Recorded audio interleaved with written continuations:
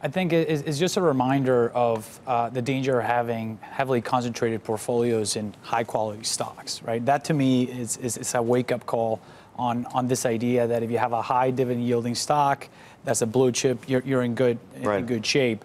Outside of that, from an idiosyncratic standpoint, I think the market is just trying to look at one stock to point to for as kind of the scapegoat for the downside. There's a lot of price momentum that's going in the wrong way for it. It's going to be very hard for them to actually turn around this story. Kevin, you agree with that?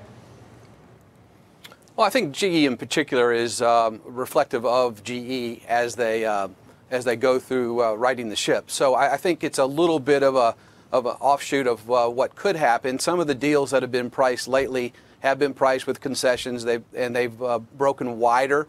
And that's worth watching. We've seen spreads kind of go up all year long or widen out all year long, but in the last week, they've made their biggest move. But the flip side of that, Dow DuPont did an 8-part deal yesterday within guidance and 3 times oversubscribed. So I think GE is an isolated case right now, but it could foster future sales. But Kevin, the Wall Street Journal, the front page today, points out that these bonds are now practically trading at junk status, even though that's not where they're rated yet. We don't know what's going to happen from the ratings agencies. But they also point out that if GE goes from its single A rating all the way down to junk status, you are now talking about GE making up 10% of the $1.2 trillion junk bond market. What will that mean?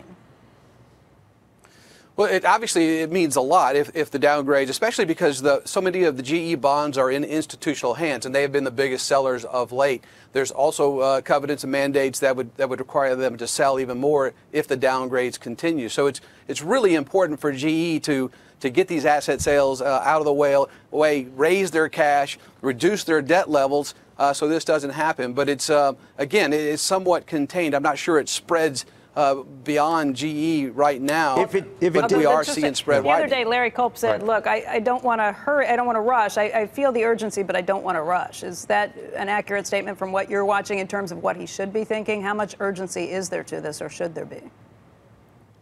Well, I think the markets wants him to rush as fast as he can to try and put some clarity out and build up some cash right here, because these debt loads are heavy and they're going to have to make good on them starting each month from now over the next 2 years. I know you think it's an idiosyncratic issue, but you also seem to allude to this idea that it could spread. Just walk us through the permutations of what that would look like if that was the case. So what you're seeing right now is every new deal that comes seems to break lower versus we spent the last 3 or 4 years. Every new deal gets priced, tightens its spread, and new cash comes into the marketplace. So what we're looking at now, this has been on the lower stack. We've seen emerging market and then high yield, and now as we move into the investment grade credits, we're going to have to pay close attention to each new deal, how they break after the sale, and how much it's reflected to the companies themselves.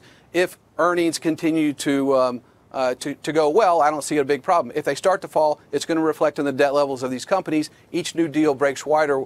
We could see a drop pretty quickly.